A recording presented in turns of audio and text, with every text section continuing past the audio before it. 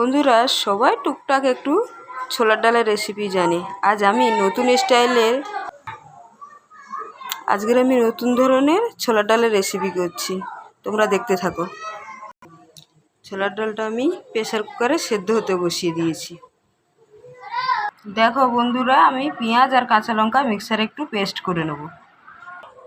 দেখো, পেঁয়াজ কাঁচা লঙ্কা বাটা এটা, আর এটা শুধু টমেটোকে আমি পেস্ট করে নিয়েছি, আর আদা রসুন আমার বাটাই রয়েছে।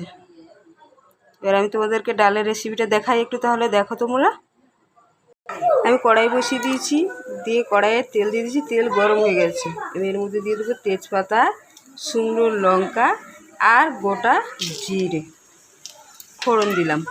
আর দিয়ে দেবো একটু সামান্য করে হিংটা তোমাদের ইচ্ছে মতো, তোমরা দিতে চাইলে দেবে, না দিতে চাইলে নাও দিতে পারো হিংটা। এই তেলের মধ্যে দিয়ে দেবো পেঁয়াজ কাঁচা লঙ্কা বাটা। ফোড়নটা একটু নেড়ে দিই।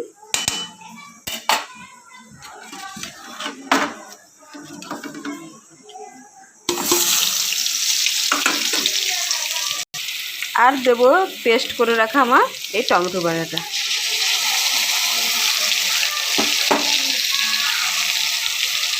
দিয়ে এটাকে এবার একটু নাড়ব। নাড়তে নাড়তে এর মধ্যে দিয়ে দেবো আমি আদা রসুন বাটা।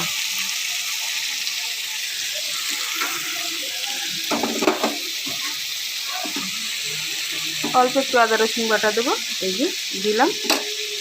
দিয়ে এটাকে আবার নাড়বো। নেড়ে এই ডালটা করতে একটু তেলের পরিমাণটা একটু বেশি লাগবে। এই মশলাটার মধ্যে দিয়ে দেবো আমি 1 চামচ হলুদ গুঁড়ো। এর মধ্যেই দিয়ে দেবো অল্প একটু ধনে গুঁড়ো,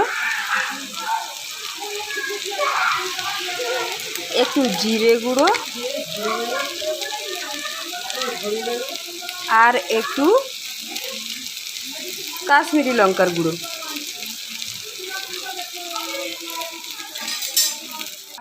এর মধ্যে দিয়ে দেবো স্বাদ অনুযায়ী নুন।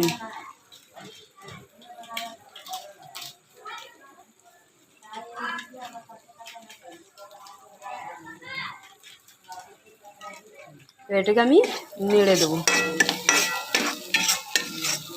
এর মধ্যে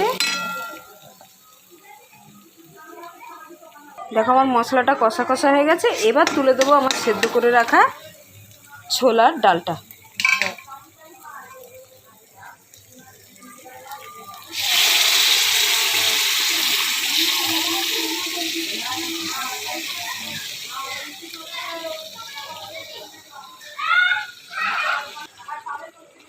দেখো আমি ডালটা দিয়ে দিয়েছি। এবার নেড়ে দেবো মশলাগুলো দিয়ে।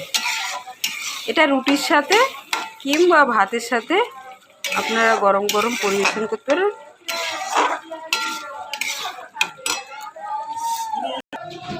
এবার ডালটা ফুটে গেছে, আমি দিয়ে দেবো স্বাদ অনুযায়ী একটু চিনি।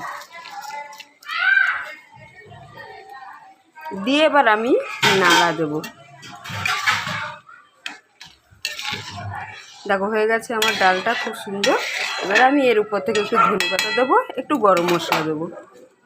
দেখো এবার এখানে দিয়ে দিচ্ছি এই যে কুচিয়ে রাখা ধনেপাতাগুলো একটু,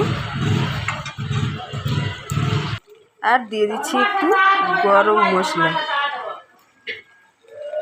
দেখো আমার ডালটা কত সুন্দর হয়ে গেছে। এবার আমি একটু নাড়াচাড়া দিয়ে নামিয়ে নেব। এটা রুটির সাথে বা ভাতের সাথে আপনারা পরিবেশন করতে পারেন।